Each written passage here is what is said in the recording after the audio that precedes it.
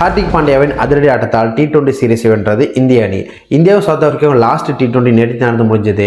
அதில் முதல்ல பேட்டிங் செய்த இந்திய அணி அபிஷேக் சர்மா, சஞ்சு சாம்சனும் பவர் பிளேயில் நல்லா விளையாடி 60 ரன்கள் மேலே அடித்தாங்க.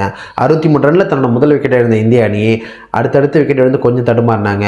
அப்போ வந்தான் பாருங்க ஒருத்தன், அடித்த ஒவ்வொரு அடி இடி மாதிரி இருந்துச்சுங்க.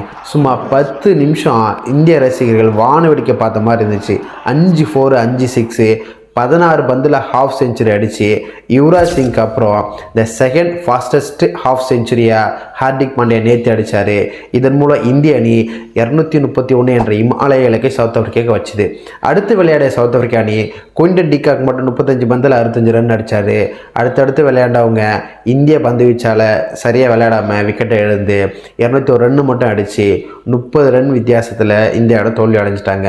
இதன் மூலம் 3-1 என்ற கணக்கில் இந்திய அணி இந்த T20 சீரிஸை ஜெயிச்சிட்டாங்க.